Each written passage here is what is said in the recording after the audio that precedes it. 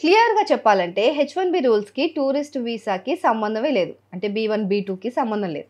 ఈ H one B visa అంటే working visa. అంటే స్పెషలైజ్డ్ ఫర్ జాబ్స్.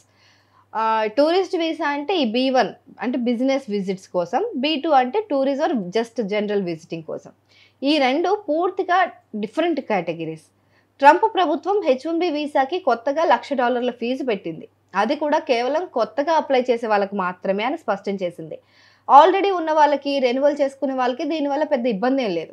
మీరు యూఎస్‌కి వెళ్ళాలనుకుంటే ఇది టూరిజం కోసం, ఫ్యామిలీని కలవడానికి లేదా చిన్నపాటి బిజినెస్ మీటింగ్స్ కోసం అయితే మీరు అప్లై చేసింది బీ-1 ఆర్ బీ-2 వీసాకి అయి ఉంటది. సో ఈ హెచ్-1బీ వీసాకి పెట్టిన $1,00,000 కొత్త ఫీజు గాని, ఆ వీసా నిబంధనలు గాని బీ-1, బీ-2 వీసాకి అస్సలు వర్తించవని క్లియర్‌గా చెప్పేశారు. సో టూరిస్టులకు వీసా అప్లికేషన్ ఫీజు ప్రస్తుతం $185 ఉంది.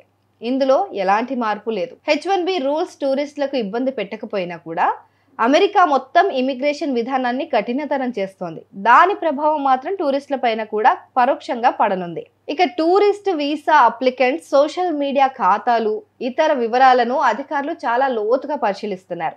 జాతీయ భద్రతకు సంబంధించిన చిన్న చిన్న అనుమానాలు ఉన్నా కూడా వీసా రిజెక్ట్ చేసే ఛాన్స్ కనిపిస్తుంది. చేస్తున్నారు కూడా ఆల్రెడీ. సో ఈ ఇమిగ్రేషన్ రూల్స్ టైట్ అవ్వడం వల్ల వీసా అప్లికేషన్ ప్రాసెస్ అవ్వడానికి, ఇంటర్వ్యూలు దొరకడానికి ఎక్కువ సమయం పడుతోంది. ఇక హెచ్-1బీ వీసా రూల్స్ గురించి టూరిస్టులు టెన్షన్ పడాల్సిన పనే లేదు. కానీ అమెరికా వెళ్ళే ప్రతి ఒక్కరూ ఇప్పుడు టైట్ సెక్యూరిటీ చెక్స్‌కి, పొడవైన వెయిటింగ్ టైంకి రెడీగా ఉండాలి.